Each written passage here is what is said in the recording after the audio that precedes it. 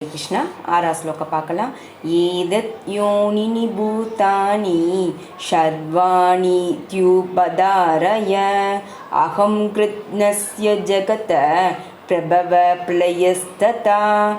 எதெல்லாம் இருக்குதோ அது எல்லாமே ஜடம் மற்றும் ஆத்மாவின் உற்பத்தி பொருள் தான்.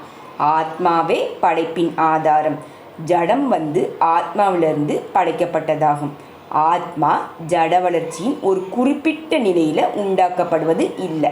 அதற்கு பதிலாக ஜட உலகம் ஆன்மீக சக்தியின் ஜட உலகம் இந்த உடல் ஆன்மீக சக்தியின் அடிப்படையில் படைக்கப்பட்டிருக்கு. ஆத்மா இருக்கிறதுனால தான் இந்த ஜட உடலும் வளருது. இப்போ ஒரு குழந்தை பாலிய பருவத்திற்கும் அதற்கு பிறகு இளமை பருவத்திற்கும் வளர்வதற்கு காரணம் இந்த உயர் சக்தியான ஆத்மா தான் அதனுள்ள இருக்கிறது. அதே போல தான் மாபெரும் பிரபஞ்ச தோற்றம் பரமாத்மாவான விஷ்ணுவினாலேயே வளருது. இந்த மாபெரும் பிரபஞ்சத்தை உருவாக்க ஆத்மாவும் ஜடமும் இணையுது. இந்த ரெண்டுமே இறைவனின் சக்தி தான். மேலும் அவரே எல்லாவற்றிற்கும் மூல காரணமாவார். பகவானின் நுண்ணிய அம்சமான ஜீவன் வானுயர்ந்த கட்டிடம், பெரிய தொழிற்சாலை அல்லது பெரிய நகரத்திற்கு கூட காரணமாக அமையலாம். ஆனால் அவர் பெரிய பிரபஞ்சத்திற்கு காரணமாக இருக்க முடியாது. பெரிய பிரபஞ்சத்தின் காரணம் பெரிய ஆத்மாவான பரமாத்மா தான். பரமனான கிருஷ்ணரே பெரிய ஆத்மா, சிறிய ஆத்மா ரெண்டுக்கும் காரணமானவர். அதனால தான் அவரே எல்லா காரணங்களுக்கும் மூல காரணமாவார். இந்த கட உபநிஷத்தில் உறுதி செய்யப்பட்டிருக்கு. நித்யோ நித்யானம் சேதானனாம். 7ஆம் ஸ்லோகம் பார்க்கலாம். மத்த பரதரம் நான்யத் கிஞ்சித் அஸ்தி தனஞ்சய மயி சர்வம் இதம் புரோதம் சூத்ரே மணிகணா இவ.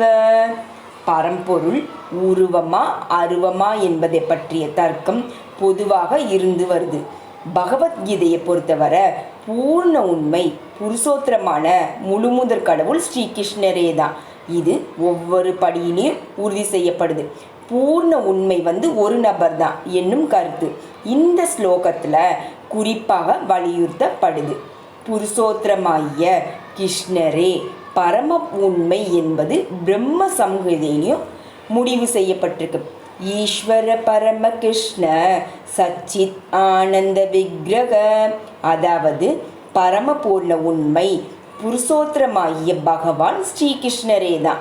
அவரே ஆதி புருஷர், எல்லா ஆனந்தங்களின் இருப்பிடமான கோவிந்தர், பூரண ஆனந்தமும் அறிவும் நிரம்பிய நித்திய ரூபம், எல்லா காரணங்களுக்கும் காரணமான பரமபுருஷரே பூர்ண உண்மை என்பதில் இந்த அதிகாரிகள் எந்தவித சந்தேகத்திற்கும் இடமளிக்கலை. இருந்தாலும் ஸ்வேதாதஸ்வதர உபநிஷத்தில் கொடுக்கப்பட்டுள்ள வேத வாக்கியத்தின் பலத்தில் அருபவாதி விவாதிக்கிறான்.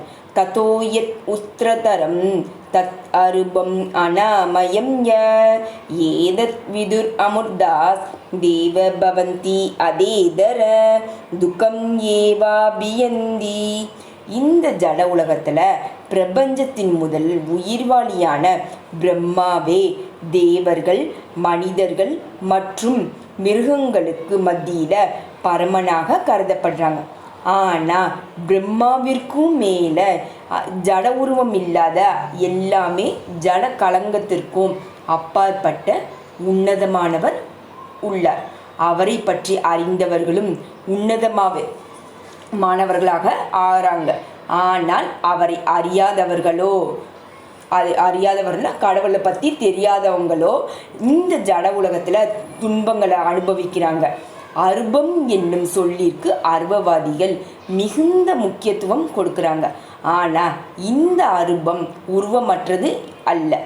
இது ஆனந்தமும் அறிவும் நிரம்பிய திவ்யமான நித்திய ரூபத்தை குறிப்பிடுது. ஸ்வேதாதஸ்வதா வதர உபநிஷத்தில் மற்றும் ஸ்லோகங்களை இதை பின்வருமாறு உறுதி செய்கிறாங்க.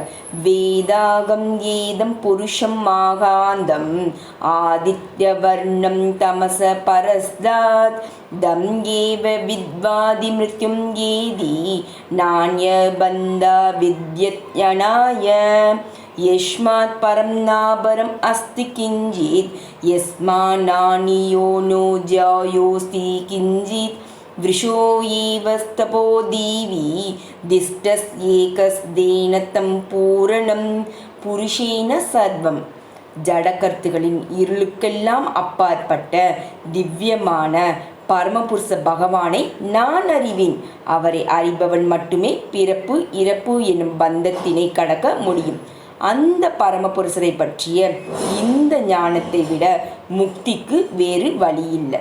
அந்த பரமபுருஷரை விட உயர்ந்த உண்மை எதுவுமே இல்லை. ஏன்னா அவரே மிக உயர்ந்தவர். அவர் மிக சிறியதை விட சிறியவர், மிக பெரியதை விட பெரியவர். அமைதியான மரத்தை போல நிலை பெற்றுள்ள அவர் திவ்யவானிற்கு ஒளியூட்டுகிறார். மரம் தனது வேர்களை பரப்புவதைப் போல அவர் தனது எண்ணற்ற சக்திகளை பரப்புகிறார்.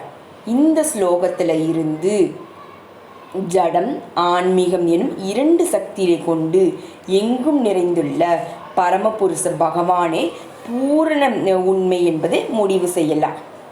ஹரே கிருஷ்ண கிருஷ்ண கிருஷ்ண ஹரே ஹரே ராம ராம ராம ஹரே ஹரே. ஹரே கிருஷ்ணா.